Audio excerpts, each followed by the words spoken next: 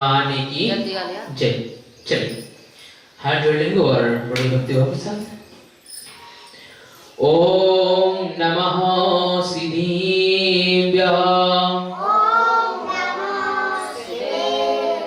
ओम नमः सिद्धिभ्यः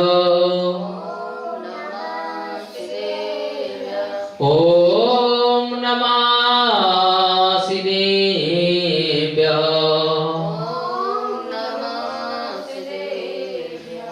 ऋणमुकारी मुक्ति का विदाता ओम नमो हरिहंताणं जो गाता निज को पा जाता ओम नमो सिंधरणं सबे गाओ जड़ा चमन खिलाता ओम नमो हरिहरणं जीवन की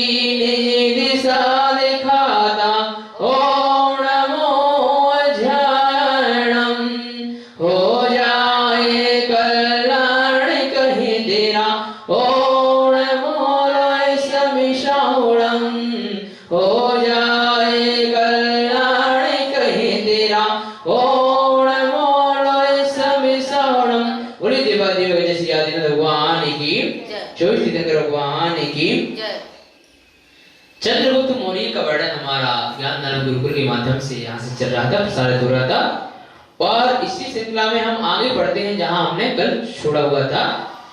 तो उसके आगे जो पढ़ने का वर्णन आया है वो मैं आपको बता रहा हूं।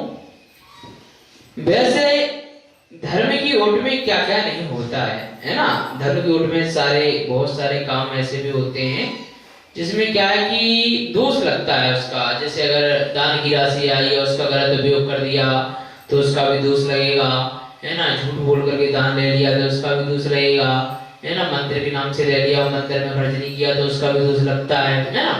धर्म के आड़ बहुत सारी चीजें ऐसी होती हैं जो गलत होती हैं, लेकिन अधिकतर लोग नहीं करते, मुश्किल से 2-4% ही होते हैं जो करते हैं, उनका दोष उन्हें लगता है।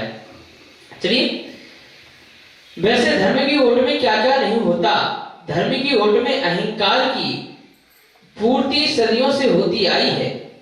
धर्म की चादर ओढ़कर कभी कोई अपनी इच्छाओं की पूर्ति करता है, कभी कोई राजनीति को सबक देता है, कभी कोई परोपकारी भगवान जैसा बन जाता है, तो कभी कोई अपने भीतर की दुश्मनी का बदला ले लेता है। कोई राजा में किसी समुदाय विशेष के लिए घृणा उत्पन्न करा देता है, तो कभी को अपनी छद्म वासनाओं को आग बुझा लेता है।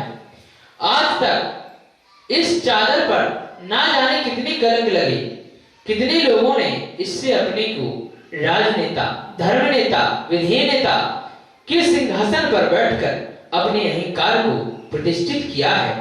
इतना सब कुछ होने के बाद भी इस चादर से लोगों का विश्वास नहीं उठता है, उठ भी नहीं सकता। शीतलता तो चांद से ही मिलती है, भले ही उसमें लगातार कितना भी बड़ा क्यों ना हो। आज जो इंडिया में या कहीं और पर अगर धर्म के नाम पे गंदे दंगे होते हैं तो वो गलत है। कोई हिंदू कहता है, कोई मुसलमान कहता है, कोई ईसाई, कोई सिख, इस तरीके से दंगे आदि होते हैं, वो गलत है। इस तरीके से धर्म के नाम पर दंगे नहीं होने चाहिए, क्योंकि धर्म का मतलब जिसने जान लिया उसको पता होगा, वो कभी दंगा नहीं करेगा। धर्म का मतलब ही है दूसरों की सहायता करना, धर्म का मतलब ही दूसरों को ठेस नहीं पहुंचाना, धर्म का मतलब ही है कि परोपकारी बनना, दूसरों की मदद करना। अगर आप धर्म को जानते होंगे, लोग अगर समझते होंगे, तो ये हिंसा कभी नहीं कर सकते। वही लोग हिंसा करते हैं, वही लोग दंगे आदि करते हैं, वही लोग लड़ाई करते हैं जो धर्म को नहीं जानते हैं और वास्तव में अपने आप को धर्मात्मा बताते हैं। तो मेरा उनसे कहना है कि जो लड़ाई आदि करते हैं धर्म के नाम पर, तो जरा अपने मंदिर में जाकर के, जहां आप रहते हैं, मतलब आसपास में जो भी मंदिर हो या गुरुद्वारा मस्जिद जो भी हो, तो वहां पर बैठ करके 10 मिनट सोच लेना कि क्या सही है या गलत है। ये कहना चाहूंगा मैं, तो सोच लेना सर 10 मिनट जाकर के, क्या ये चीज गलत है या सही है ना। क्योंकि कायरता एक अलग चीज है और वास्तव में समझदारी एक अलग चीज है। कायर व्यक्ति हर जगह कायर बन करके रहता है, वो कभी उठ नहीं पाता। और समझदार व्यक्ति होता है वो अनमोल हीरे को खोना नहीं चाहता, अपने धर्म की आड़ में आकर के दंगे आदि कर करके अपने जीवन को खोना नहीं चाहता, वो समझदार व्यक्ति होती है। और जो वास्तव में समझदार व्यक्ति होता है वह चीजों को समझते हुए चलता है, वास्तव में यहाँ क्या कार्य करना उचित रहेगा, क्या कार्य उचित नहीं रहेगा। तो इस प्रकार दंगे आदि किसी को करने का हक नहीं है, और इसके बाद सभी लोगों से मिलकर के चलने का ये वही धर्म है। तो आगे क्या कहा गया, धर्म की यह चादर कभी मैली हो जाती है, कभी उजली दिखती है, इसके दोनों रूप समय समय पर ठीक वैसे ही दिखते हैं, जैसे चांद कभी पूर्णिमा की ओर कभी अमावस में दिखता है। हर पूर्णिमा के बाद अमावस की यात्रा और हर अमावस के बाद पूर्णिमा की संभावना चांद की चाहत और बढ़ा देता है। फिर यह धर्म की चादर भी चांद की तरह किसी की हुई नहीं, लोगों ने अपने आप माना, इसके ओंकार में से कृतज्ञ होकर इसे पूजा, अपनाया। आकाश में अविरल गतिमान चांद किसी की अपेक्षा से कब कहां रुका, कहां थका। उसी चांद की चांदनी में भोगी के तन पर रात्रि रेशम की श्वेत बिंदियों जब सूखती है तो सुखद अनुभूति होती है। उसी चांद की चांदनी जब चोर के तन पर पड़ती है तो उसे चांद पर गुस्सा आता है। इसका मतलब ये है कि किसी के लिए कोई चीज उपयोगी होती है लेकिन किसी के लिए वही चीज दुरुपयोगी होती है। जैसे अगर चांद निकलता है तो किसी के लिए अच्छा लगता है, चोर आदि हुई तो उसे बेकार लगता है कि मैं इसमें दिख रहा हूँ। ये सुई आदि हुई तो कोई अगर उस सुई से अगर सही काम ले रहा है तो उस सुई उसके लिए उपयोगी है, और सुई अगर चुभ जाती है तो वो दुरुपयोगी हो गई, है ना। अगर किसी कोई का घात कर दिया तो भी दुरुपयोगी हो गई। इस प्रकार से यह प्रकाश कहीं उसकी कोई पहचान दिन के उजालों में ना करा दे। उसी चांद की चांदनी अब औषधि के मिश्रण में को सतत अमृत बिंदुओं से सिंचित करती है, तो ना जाने कितने प्राणी को जीवंत कर देती है। उसी चांद की चांदनी की एक झलक चकवी से विद्रोह की वेदना देती है, तो कहीं किसी प्रिया का प्रिय से मिलन भी करा देती है। संसार के इन समस्त क्रियाकलापों को एक योगी निष्प्रह होकर उसी चांद की चांदनी को देखता रहता है। वह चांदनी में रहकर भी उससे आलिप्त होता है, धरती पर रहकर भी रति से रहित होता है। उसका ज्ञान दृष्टि में अनंत आकाश सी अथाह मौन भंगिमा छाई रहती है, सब कुछ जानकर भी निरा अनजान निरा तटस्थ।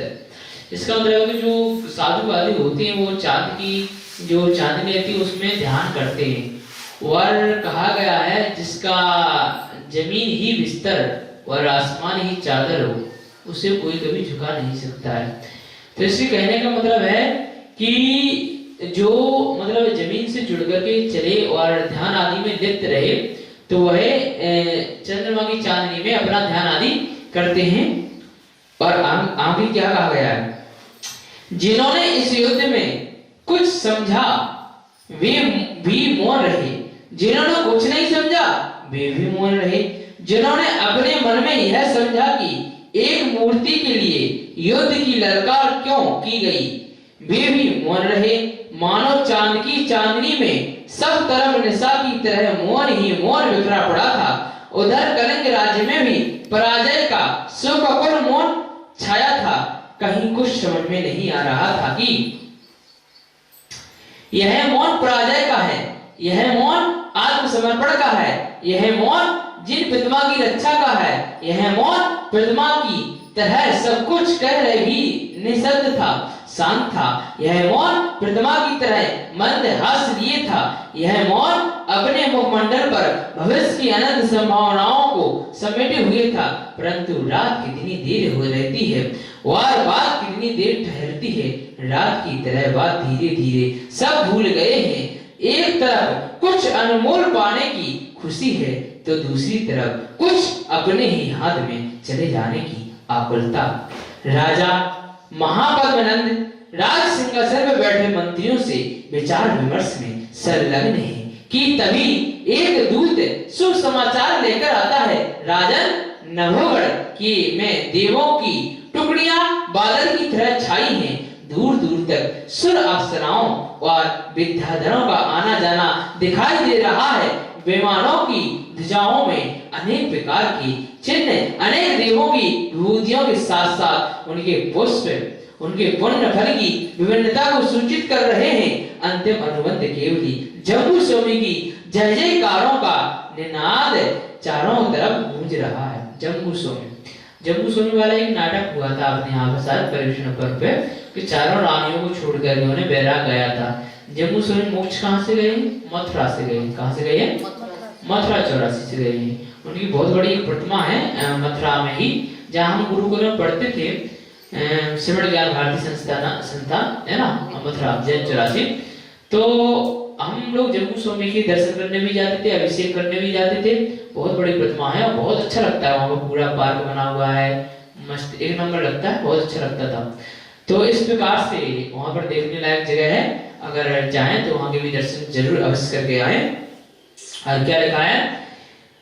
ज्ञात हुआ कि वह बंग देश से विहार करते हुए केवल प्रकाश के साथ वंग के ही प्रसिद्ध पुण्यवर्धन तरणलिप्त आदि नगरों से होकर मथुरा पहुंचे थे। वहां से विहार कर वे बहुत समय बाद राजगृह में विपुलाचल पर आकर ठहरे। आयु के अंतिम क्षण में भगवान महावीर की चरण रज से पवित्र उसी विपुलाचल पर उन्होंने सदा के लिए देह त्याग कर दिया है। अब वह हमेशा के लिए अजमर अविनाशी पद के स्वामी हो गए हैं। उनके निर्माण का महामहोत्सव मनाने के लिए देवतागण आए हैं। जम्बू स्वामी के निर्माण के समाचार में जम्बू स्वामी के निर्माण का समाचार मेरे चित्त की को अति प्रसन्न करने वाला। प्रणधि आओ, यह अमूल्य हार स्वीकार करो। जिस तरह अब इस तरह पर केवल प्राप्ति की अनुबद्धता का क्रम अंतिम है, उसी तरह इस रत्न जटिल बहुमूल्य हार को प्राप्त करना तुम्हारे जैसे दूत के लिए अंतिम बार है। आत्मा की शाश्वत अनल गुणवत्ता की समक्ष यह रत्नहार अब मुझे भी निस्सार प्रतीत हो रहा है। मंत्र, यह समाचार, यह समय, यह क्षण, यह पुण्य, यह देवों का आगमन, यह निर्माण के क्षणों का उत्सव, चारों ओर ऊपर खुशहाली का यह माहौल, जैनत्व की तपस्या का यह अंतिम फल, देह परित्याग का उत्कर्ष, आत्मा का शाश्वत सुख, सब कुछ ऐसा लग रहा है मानो महावीर की तपस्या के ही मधुर फलों को हम देख रही हूँ, उनका आस्वादन कर रही हूँ। ऐसी आत्माएं इस धरा पर कई जन्मों के संचित पुण्य के बाद जन्म लेती हैं। इन आदि विजेताओं की साधना पद्धति हृदय को झकझोर रही है, आह्लादित कर रही है। अपार साम्राज्य का स्वामी होने के बाद भी इन पवित्र आत्माओं को देखने को मन लालायित हो रहा है। जिनवर के चरणों की वंदना करना ही जीवन की सफलता लगता है। आखिर हम उन जैसे निष्प्रही अनाकांक्ष आत्माओं के लिए क्या कर सकते हैं? वही राजन जो हमारे पूर्वज करते आए हैं। क्या यह मंत्र कम से कम उनकी स्मृतियों को जो जीवित बनाए रखा जा सकता है?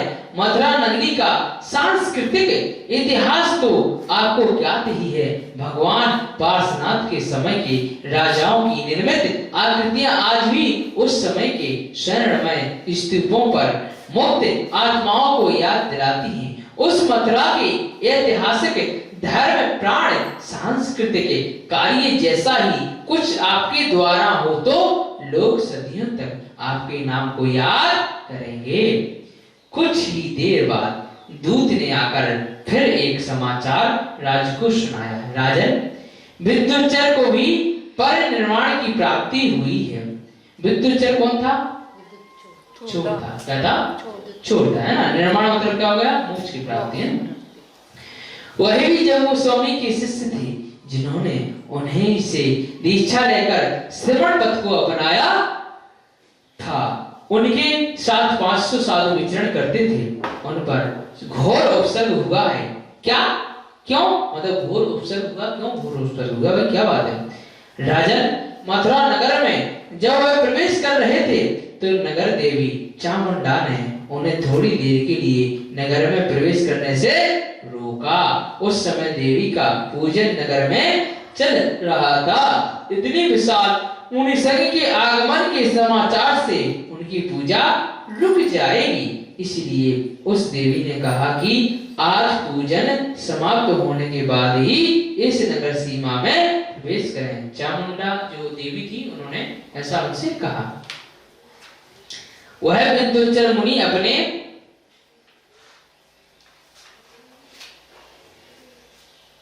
अपने शिष्यों के आग्रह से उस नगर में देवी की परवाह किए बिना प्रवेश कर गए। रात्रि में परकोटे के समीप पश्चिम दिशा में सभी ने प्रतिमा योग धारण कर लिया। चामुंडा ने अपनी अवज्ञा का बदला लेने के लिए, अवज्ञा मतलब क्या होता है? अवज्ञा मतलब अवज्ञा मतलब क्या होता है? अवज्ञा देखो, चामुंडा ने अपनी अवज्ञा का बदला लेने के लिए कौवे के बराबर मच्छर डांस आदि बनाकर उन सभी पर उपसर्ग किया। अब इसमें अवज्ञा का मतलब क्या होगा? मतलब अपना वो लेने के लिए बदला। अवज्ञा तो वही है ना। अवज्ञा का मतलब होता है अपमान। क्या होता है? अपमान, है ना? अपमान। सभी ने धीरता से उस अत्यंत रौद्र परिसर को सहन कर लिया। सभी मुनिराजों की समाधि मरण हो गया। उन्होंने क्या किया? डांस, मच्छर आदि बनाए, कौवे के बराबर बनाए। चामुंडा ने सभी का क्या हो गया? मृत्यु हो गई, समाधि मरण हो गया, है ना? मंत्र इस मथुरा नगरी में 500 मुनिराजों की समाधि मरण हृदय को दहलाने वाला है। आत्मा की सत्ता पाने का यह अदम्य साहस रणांगण में मरने वाले वीरों से कई गुना ज्यादा है। क्षमा सहिष्णुता का यह पाठ आने वाला सदियों तक जीवंत रहना चाहिए। क्या होगा? उन्होंने उनके ऊपर उपसर्ग किया, उन्हें डसा, मारा इस तरीके से, लेकिन उन्होंने कोई प्रतिक्रिया नहीं की, चाहे वो मर गई, मृत्यु को प्राप्त कर गई। ये होती है सहनशीलता, जो मोक्ष पद के लिए हमें ले जाती है। जिसके अंदर सहनशीलता होती है वह आगे तक जाता है, क्योंकि सहनशीलता के बाद ही समझदारी आती है। अगर जिसके अंदर सहनशीलता नहीं रहती है तो उससे समझदारी कभी नहीं आती, ना वो समझ पाएगा चीजों के लिए। तो ये समझदारी सहनशीलता की धारण करने के बाद ही आती है, और जो सहनशीलता नहीं कर पाता है वो दिक्कत में आता है। तो मुनि महाराज ने क्या किया कि समझदारी के साथ, सहनशीलता के बाद उन्होंने समझदारी से कार्य किया और समाधि मृत्यु को प्राप्त हो गई। क्षमा सहिष्णुता का यह पाठ आने वाला सदियों तक जीवंत रहना चाहिए। इन महान आदम विजेताओं की स्मृति में पहले मथुरा में शीघ्र ही 501 स्तूपों का निर्माण कराएं। वह विपुलाचल पर एक महास्तूप बनवाएं। उसके बाद उस स्थान पर दर्शन पूजन करके उन आत्माओं को विनयाञ्जलि देने का एक विशाल महोत्सव संपन्न कराया जाए। स्तूपों का निर्माण होगा, महोत्सव होगा। स्तूप होते हैं जो किसी की समाधि के बाद वो बना देते हैं ना। स्तूपों का निर्माण हुआ, महोत्सव हुआ। राजा नंद के कई परिजनों ने श्रमण पथ पर आरूढ़ होकर आत्म कल्याण का मार्ग प्रशस्त किया। राजा महापद्मनंद के वंश में एक से बढ़कर एक राजा होते रहे। वंश की प्रतिष्ठा निष्ठा के साथ बढ़ती रही। साम्राज्य की सत्ता का विस्तार होता रहा। राजकोष समृद्ध होता रहा। एक के बाद एक राजा इस राज्य के सिंहासन पर राज्यपोषी करते रहे। समय के साथ साथ उसी धरा में धराशायी भी होते रहे और काल का विकराल मुख सबको निगलता रहा। राज प्रतिष्ठा की तरह मंत्रियों की वंश प्रतिष्ठा भी चलती रही।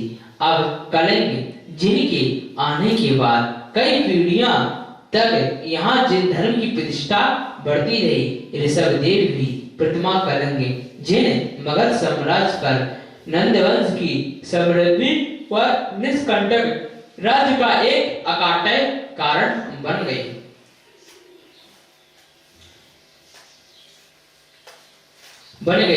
धन की अपार लालसा में धर्म पीछे छूट जाता है। सत्ता के विस्तार में आत्मसत्ता तिरोहत हो जाती है। कुल वंश का अभिमान दूसरों के स्वाभिमान पर चोट लगने लगता है।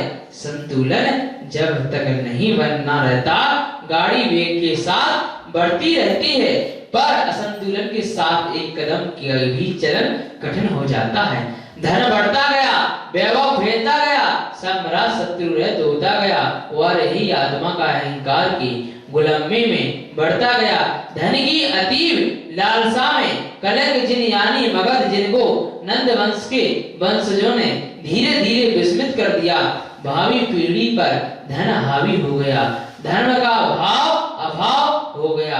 पता नहीं क्यों एक म्यान में दो तलवारों की किस तरह लिप्सा और धर्म पिपासा एक हृदय में रह नहीं पाती। मगध पर साम्राज्य करने वाला नंदों का वंशज अब धनराज था।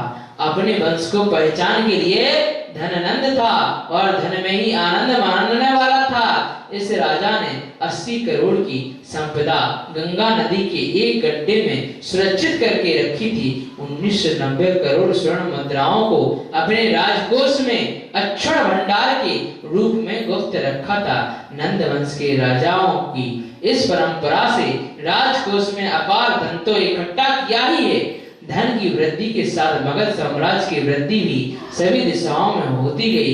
नंदों ने अपने अदम्य पुरुषार्थ से पराक्रम की सभी सीमाओं को लांघ लिया। नंदों का एक सुसंगठित साम्राज्य की स्थापना की गई थी। इसके आगे पर लोग कल पढ़ेंगे, आज जिनवाणी स्थिति करेंगे और आत्म विजेताओं की स्मृतियां हैं जो आगे हम कल पढ़ेंगे। और बहुत ही अच्छी तरीके से हमारा जो स्वाध्याय चल रहा है चंद्रगुप्त मौर्य, जैन सम्राट चंद्रगुप्त मौर्य, पर हम लोग आगे पढ़ेंगे। ये महावीर स्वामी के बाद का जो वर्णन आ गया है, जम्मू स्वामी तक का वर्णन आ चुका है और जम्मू स्वामी के बाद ही चंद्रगुप्त मौर्य हुए हैं, तो वो सारा वर्णन धीरे धीरे आ रहा है। चलिए जिनवाणी स्तुति करते हैं। जावाणी के ज्ञान से सूझे लोकारो, सोवाणी मस्तके नमो सदा देते हो दो।